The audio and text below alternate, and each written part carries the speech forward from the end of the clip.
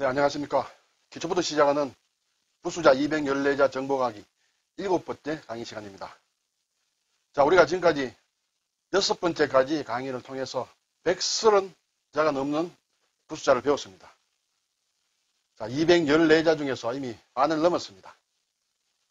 처음으로 한자를 집중적으로 공부하는 분들은 조금 어려울 수 있겠습니다만 계속 되풀이해서 한 강의가 끝날 때마다 다시 복습을 할 때 맨 첫 강의로 가서 다시 또 시작해서 계속 반복하는 것이 중요합니다. 이렇게 여러분 반복하다 보면 반드시 여러분의 머릿속에 든든하게 자리를 잡고 있을 것이라 생각합니다. 자, 이번에 7번째 강의 시작하도록 하겠습니다. 7번째 강의에서는 12자를 살펴보겠습니다. 날붙이와 관련된 글자 5자, 무기와 관련된 글자 7자가 되겠습니다. 자, 날붙이입니다. 칼도입니다. 칼도. 도끼근, 선비사. 선비라는 것과 날붙이와 어떤 관계가 있을까요? 각시시. 이것도 마찬가지입니다. 이것이 뭔가 날붙이와 관련이 있는 모양입니다. 매울신, 맵다라는 뜻입니다. 자세하게 한번 살펴보겠습니다. 자, 칼도는 칼의 모양입니다. 옛날에 저런 칼이 있었는 모양입니다. 지금 제게 선뜻 다가오진 않습니다만 칼도입니다. 우리가 칼도는 많이 씁니다. 식도, 과도 이럴 때 칼을 쓰게 씁니다. 긴 칼은 장도, 칼을 만드는 장인을 도공이라 합니다. 자, 칼을 도를 하나, 둘 이렇게 쓰겠습니다. 여러분, 그런데 우리가 흔히 얘기하는 칼에는 크게 두 종류가 있습니다. 이렇게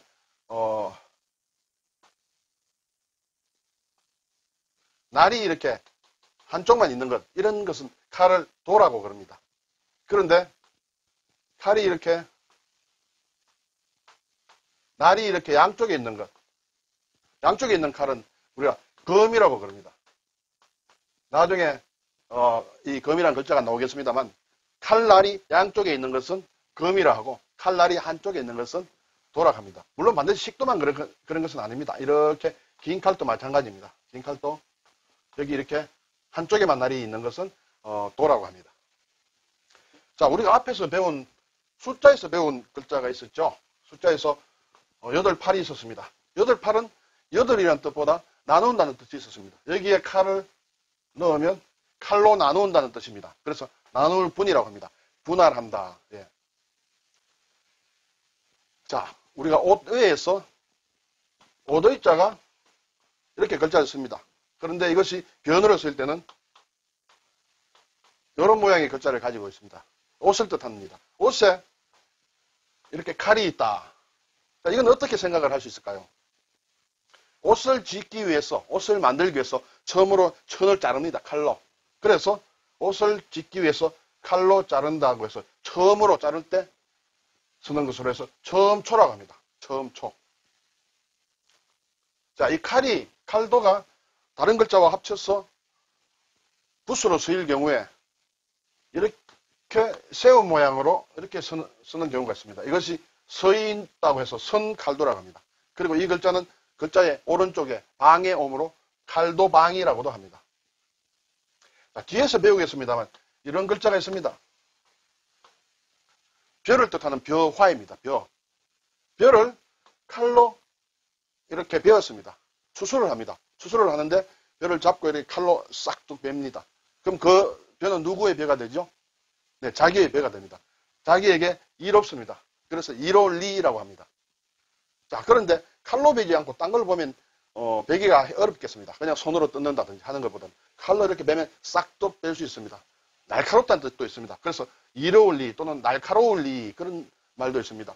이익이라고 할 때는 이로울 리고 첨예하다, 예리하다 할 때는 날카롭다는 뜻으로 쓰입니다.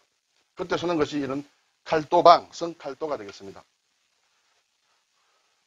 자, 이제는 도끼근이라는 글자입니다. 왼쪽에 도끼의 모양으로 되어 있는데 지금 우리가 얘기하는 자귀 비슷한 이렇게 나무를 이렇게 깎을 때 쓰는 자귀 비슷한 그러한 모양입니다. 도끼입니다. 하나, 둘, 셋, 넷 이렇게 되겠습니다. 자, 도끼는 주로 싸움을 할 때도 썼습니다. 무기가 될 수도 있습니다. 그리고 집안에서 일을 할 때도 쓸 수 있습니다. 나무를 자른다든지 고기를 자른다든지 그럴 때도 씁니다. 자, 사냥을 해서 고기를 짐승을 잡았습니다. 잡아서 도끼로 툭툭 잘라서 자, 당신 하나 가져가, 당신도 하나 가져가. 이렇게 하나씩 이렇게 나누어집니다. 그래서 고기를 나타내는 한 건이라는 뜻도 이렇게 씁니다. 지금 우리가 한 건은 600g이지만 왜 도끼건을 쓰느냐? 고기를 툭툭 잘라서 친지들과 나누어 먹습니다. 그래서 고기 한 뭉텅이를 표시하는 것으로 한 건이라고 합니다. 자, 여기에 군사병이라는 글자가 있습니다. 도끼건 밑에 이러한 글자가 있습니다. 이 군사입니다. 자, 우리가 앞에서 손을 얘기할 때 이런 글자를 봤습니다. 두 손으로 받들공 하는 그런 글자입니다. 왼손, 오른손을 나타냅니다. 두 손으로 뭘 들 때 얘기를 합니다. 자, 그런데 이 글자가 가끔씩 모양이 이렇게 바뀔 때가 있습니다. 또는 이렇게도 바뀝니다.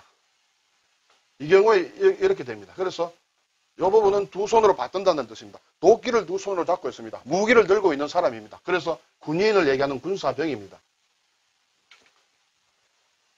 자, 그리고 나무목과 도끼건이 있으면 도끼를 나무에 갖다 댄다는 뜻입니다. 나무를 쪼갠다는 얘기죠. 그래서 쪼개 쓰기입니다. 분석하면 나누고 쪼갠다는 그런 뜻이 됩니다. 분석.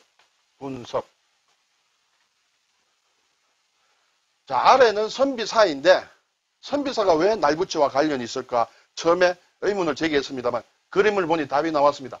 작은 도끼의 모양입니다. 모양이 닮았습니다. 자, 작은 도끼는 옛날에 무기로 쓰였습니다. 그래서 젊은 사람들이 싸움이 나면, 전투가 일어나면 왕의 휘하에 싸움을 하러 나갑니다. 개인용 무기가 되겠습니다. 들고 나갑니다. 전쟁이 끝나면 다시 돌아와서 왕의 신하가 됩니다. 그래서 선비사란 글자가 되었습니다. 하나, 둘, 셋 이렇게 되겠습니다. 자, 앞에서 배운 흑토와는 다릅니다. 흑토의 경우에는 이렇게 마지막 획이 깁니다. 하지만 선비사는 마지막 획이 첫 번째 획보다 좀 짧습니다. 병사라는 것이 바로 도끼를 든 사람들입니다. 그리고 선비란 뜻으로 유명한 인사를 사람은 인사라고도 합니다. 자, 이 선비사 앞에 사람인을 붙이면 훌륭한 선비가 되는 훌륭한 사람을 뽑아서 벼슬을 시켜서 왕을 섬기게 합니다. 그래서 섬긴다 또는 벼슬한다 하는 뜻의 사가 되겠습니다. 자, 이제 성씨입니다. 각시시라고도 합니다. 앞에서 우리가 각시시, 성씨가 왜 날붙이와 관련이 있을까 했는데 이걸 보니까 또 알 수가 있습니다. 숟가락 또는 칼의 모양이다. 글쎄요, 제가 보기에는 전혀 숟가락의 모양도 칼의 모양으로도 보이지 않습니다만 옛날에 글자가 변천되어 오는 과정에서 변했을 것 같습니다만 이것이 어쨌든 각시시다. 물론 다르게 해석하는 사람들도 많이 있습니다. 그러나 숟가락이나 칼로 해석하는 사람들도 있습니다. 저는 이 부분을 채택을 했습니다. 그래서 숟가락으로 같이 밥을 먹는 사람은 같은 가족, 같은 성을 쓰는 사람입니다. 그리고 칼로 고기를 잘라서 같이 나누는 사람들도 같은 성을 쓰는 같은 가족, 친척이라는 뜻입니다. 그래서 성씨입니다. 성이 무엇입니까? 할 때 자기 성을 얘기할 때는 보통 김갑니다 또는 이갑니다 하지만 남의 성을 얘기할 때는 성씨라고 김씨이십니까? 이씨이십니까? 이렇게 높여주는 것이 일반적입니다. 그래서 김씨, 성씨가 무엇입니까? 이렇게 되어 있습니다. 여기에 성을 보면 여자여의 날생이 있습니다. 사람이 태어나서 가지는 것이 성인데 왜 여자가 붙었느냐? 아주 옛날에는 모계 사회였다는 것이 이 글자로 우리가 알 수가 있습니다. 자, 마지막 글자는 매울 신입니다. 맵다는 뜻이에요. 우리가 라면 중에 매운 라면은 신라면입니다. 신라면. 네. 신라면. 그 뜻은 매울 신입니다. 손잡이가 달린 큰 침의 모양이다. 이 글자는 우리가 앞에서 말씀은과 소리은 할 때 이렇게 나온 글자입니다. 이때 이 윗부분이 이 글자와 같은 글자입니다. 이 손잡이가 달린 큰 침의 모양입니다. 칼로 이렇게 싹둑싹둑 자른다든지 또는 이 침으로 사람의 피부에 문신을 새겼습니다. 문신을 새기니 쓰라리고 아픕니다. 그래서 매울 신자라는 글자가 되었습니다. 신고하면 아주 맵고 쓰라리다는 그런 뜻, 어려움을 얘기를 합니다. 자, 적어보겠습니다. 하나, 둘, 셋, 넷, 다섯, 여섯, 일곱 이렇게 됩니다. 경우에 따라서는 이 글자가 아랫부분을 생략을 시켜서 설립이란 모양으로 쓰기도 합니다. 아까 나온 소리음의 경우에도 마찬가지입니다. 소리음의 경우에도 여기 설립은 이 신이 생략된 글자다. 그렇게 하시면 되겠습니다. 자, 이제 무기와 관련된 글자입니다. 주살익. 주살. 처음 들으시는 분이 많이 있으리라 생각합니다. 주살익, 창과, 또 창모, 방패간, 활궁, 화살시, 이를지. 이르다는 것은 도착한다는 뜻입니다. 자, 여기 그림이 하나 있습니다. 옛날 중국에서 쓰던 것이 모양입니다. 아주 낡았습니다만, 이렇게, 창이 이렇게 메인 모양 같습니다. 이 창과를 나타내는 글자라고 합니다. 자, 자세히 한번 살펴보겠습니다. 주살익이라는 글자가 있습니다. 자, 이렇게 씁니다. 하나, 둘, 셋, 이렇게 적습니다. 주살이 무엇이냐? 주살은 줄살을 얘기합니다. 줄살. 줄을 맨 살이다. 살이란 것은 화살을 얘기합니다. 줄을 맨 화살이다. 그래서 그것을 줄여서 주살이라고 합니다. 자, 우리가 활을 쏘게 되면 활이 날아갑니다. 어디로 갈지도 모릅니다. 잊어버릴 수도 있습니다. 빗 맞으면 못 찾을 수 있습니다. 그래서 활 뒤에다가 오니 부분에다가 줄을 매어서 쏘면 화살이 날아가더라도 다시 가지고 와서 이렇게 회수를 할 수 있습니다. 또는 그 줄에 날아가는 새를 향해서 쏘았는데 새가 맞지 않았더라도 줄에 걸려서 새를 잡을 수도 있습니다. 또 짐승도 그렇게 잡을 수 있습니다. 줄을 맸지만 경우에 따라서는 조그만 그물을 맬 수도 있습니다. 그래서 새나 짐승을 쉽게 잡을 수도 있고 쉽게 회수도 할 수 있습니다. 그런 화살이 주살입니다. 자, 여기에 주살에 사람이 들어갑니다. 아까 말씀드린 대로 활을 쏘고 다시 가져와서 또 교대교대로 쏘는 것과 같은 그러한 역할을 하는 것이 대신할 대다 하는 것입니다. 대신한다. 자, 주살 이게 앞에서 배운 우리 장인공이라는 글자를 넣습니다. 장인. 장인은 뭘 만드는 사람입니다. 이 주살은 무기일 수도 있고 화살이라는 무기일 수도 있고 또는 어떤 도구를 얘기하기도 합니다. 그러한 것을 만들 때는 아무렇게나 만들지 않고 어떤 정해진 방법에 따라서 만든다. 어떤 법식에 따라서 만든다 해서 법식이라고 합니다. 자, 아래자는 주살이게 획을 삐침을 하나 더한 글자입니다. 이것이 날이 두 갈래로 된 창의 모양이라고 합니다. 자, 하나, 둘, 셋, 넷 이렇게 되겠습니다. 창과입니다. 간과라고 하면 뒤에 간이 바로 나옵니다만 방패와 창을 얘기합니다. 그래서 무기를 얘기합니다. 일반적인 무기를 얘기합니다. 자, 이 창으로 사람을 칩니다. 그래서 벤다는 벌입니다. 칠 벌입니다. 창으로 사람을 벤다. 칠 벌입니다. 우리가 나무를 이렇게 자르는 것을 벌목이라고 합니다. 벌목. 벌목이라고 하죠. 또 산소에 풀을 베는 것도 벌초라고 하죠. 네, 벨벌입니다. 칠벌. 어디 쳐들어가는 것을 정벌이라고도 합니다. 다 친다는 얘기입니다. 자, 또 창이라는 것이 하나 나왔습니다. 창모라는 글자입니다. 조금 모양이 좀 복잡한 듯 합니다. 긴 자루에 날을 꽂은 창의 모양이다 했는데 글쎄 이 옛 것을 봐서 별로 이렇게 창의 모양이 나지 않습니다. 긴 자루를 여기에다 어떻게 또 긴 자루를 달았는지 모르겠습니다. 하나, 둘, 셋, 넷, 다섯 이렇게 되겠습니다. 창모입니다. 옛날에 어떤 장인이 있었어요. 장인이 말하기를 내가 가진 이 창은 세상에 어떤 방패라도 뚫을 수 있습니다. 그렇게 아주 좋은 창이라고 얘기를 했어요.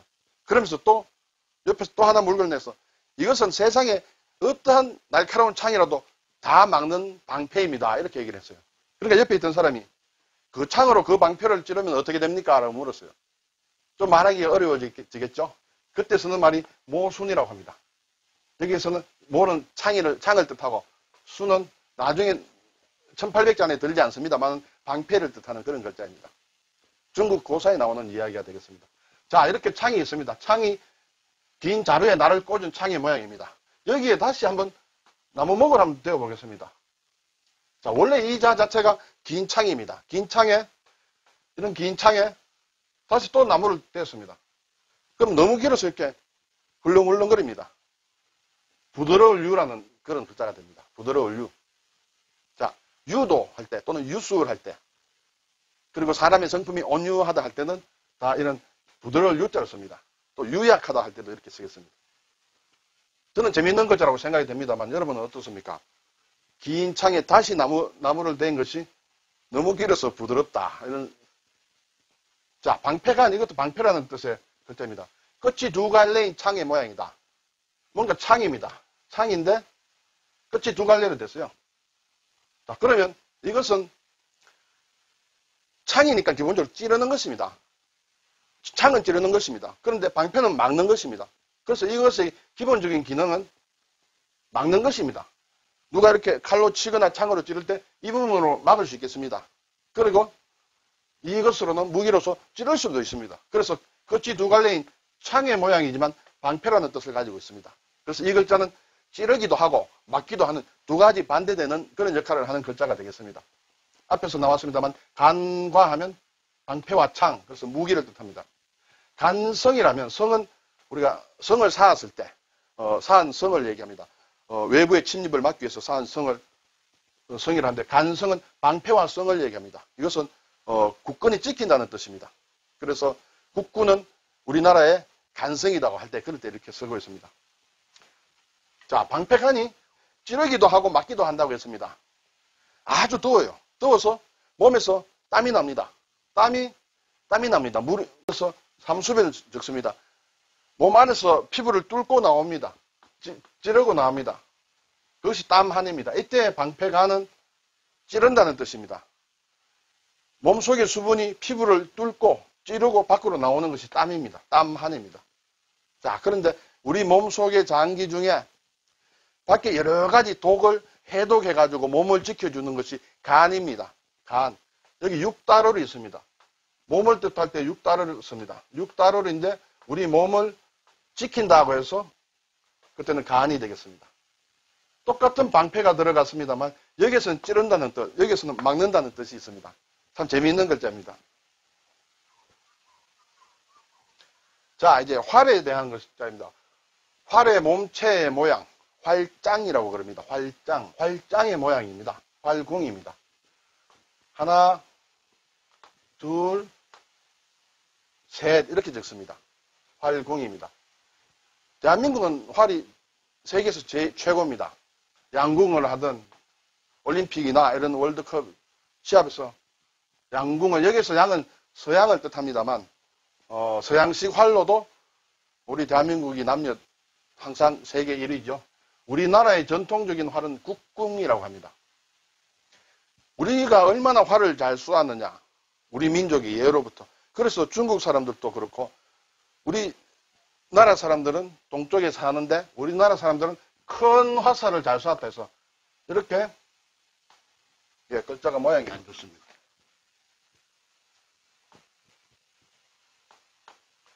활인데 이렇게 큰 대자를 붙입니다. 큰 대와 활궁을 합친 글자입니다. 이것이 오랑캐이라고 합니다. 이것은 오랑캐란 말은 중국 사람들이 기준으로 만들었으니까 우리는 오랑캐라고 하지 말고 큰 활궁이라든지 막 이렇게 활 잘 쏠 궁이라든지 이렇게 써야 되겠습니다. 그래서 우리 민족은 동쪽에 살았기 때문에 동이족이라고 했습니다. 동쪽에 사는 큰 활을 잘 다루는 민족이다. 그래서 이 속에는 활이 들어간다. 그렇게 하시면 되겠습니다. 그리고 활이 있는데 이렇게 뚫을 권으로 해가 활을 이렇게 당긴다는 그런 뜻입니다. 활로 이렇게 활 시위를 당긴다. 활 시위를 당긴다. 그래서 끌어당긴다는 뜻의 끌인입니다. 인도한다든지 할 때 하는 인입니다. 자, 활을 이렇게 사사사라는 글자가 있었습니다. 내 것으로 한다는 뜻입니다. 그래서 활을 이렇게 크게 내 것으로 하는 것처럼 잡아 당겼습니다. 그래서 넓을 홍이라고 합니다. 아주 활 시위가 넓게 벌어졌습니다. 넓을 홍입니다. 홍이 긴간 할 때 이 글자를 쓰게 되겠습니다. 활궁이 아주 재밌는 글자입니다. 자, 이제 화살입니다. 화살시입니다. 그래서 궁시라고 하면 활과 화살을 얘기합니다. 화살시를 보니까 화살과 닮지 않았어요. 옛 글자를 보니까 닮았습니다. 화살의 모양입니다. 특히 아랫부분이 특별히 닮았습니다. 다른 부분은 닮지 않은 것 같습니다만 이쪽 부분은 이제 온이라고 하죠. 온이 부분은 닮았습니다. 어쨌든 모양이 바뀌었습니다. 하나, 둘, 셋, 넷, 다섯. 이렇게 적으면 되겠습니다. 자, 여기에 입구자가 붙습니다. 입구자가 붙어서 RG라고 합니다. 안다. 내가 지식이 있다 할 때, 잘 안다 할 때 진다. 왜 화살과 입구를 붙였을까요? 누가 말을 하는 것을 그 빠른 화살처럼 대번 알아듣는다. 뭐 그런 뜻으로도 쓸 수가 있고. 네, 말을 화살처럼 빨리 날린다. 그래서 잘 안다. 그렇게도 할 수 있고. 여러분도 한번 상상을 한번 해보시기 바랍니다. 자, 그 다음에는 이르다는 것은 도착한다는 뜻입니다. 여기 도착했다. 화살이 목표물에 떨어진 모양입니다. 이 글자로는 화살과 별로 이렇게 다가오지 않습니다만 이 글자를 보니까 확실히 다가옵니다. 이 화살이 이렇게 땅으로 내리꼽힌 모양입니다. 땅에 내리꼽힌 화살의 모양입니다. 이를지 도착했다. 하나, 둘, 셋, 넷, 다섯 이렇게 적으면 되겠습니다. 우리가 동지다, 하지다. 겨울에 낮이 가장 짧고 밤이 가장 긴 날이 동지입니다. 하지는 낮이 가장 길고 밤이 가장 짧을 때죠. 하지입니다. 왜 지라고 썼을까요? 뭔가 그런 날에 이르렀다. 예. 동지, 하지 할 때도 이를지를 쓰겠습니다. 자, 이제 복습을 하겠습니다. 글자가 조금 적었습니다. 이렇게 짧은 시간도 있습니다. 자, 복습 1, 칼도, 성칼도 해서 읽어보시고 일시정지를 하시고 그리고 한번 적어보시기 바랍니다. 낱말 읽기입니다. 낱말에 뜻이 조금 애매하다든지 잘 모르겠다든지 하는 것은 그냥 넘어가지 마시고 한 번만 꼭 사전을 펴고 찾아주시기 바랍니다. 글자 만들기 연습입니다. 글자 만들기는 좀 어렵거나 부담이 될 경우에는 그냥 넘어가셔도 되겠습니다. 다음에 1800자 할 때 다 나오는 글자들이 되겠습니다. 자, 이제 140자가 넘었습니다. 벌써 배운 것이. 이제 얼마 남지 않았습니다. 8, 9, 10, 세 번의 강의에 이제 나머지 강의를 얼마 남지 않았는데 마지막 강의에는 또 글자를 많이 빼드리겠습니다. 그래서 어렵다 하지 마시고 다시 이 과를 복습을 하고 처음부터 1과로 다시 내려가십시오. 그래서 1과, 2과, 3과, 4과, 5과, 6과 이렇게 계속 반복하면서 확실히 아는 것은 X자를 치십시오. 모르는 것만 정말 이것은 모르겠다 하는 경우는 별도로 종이에다 하나 적어 놓으세요. 그리고 몇 번 수시를 보면 제가 어디 가겠습니까? 알게 됩니다. 걱정하지 마십시오. 이상 마치겠습니다. 수고하셨습니다.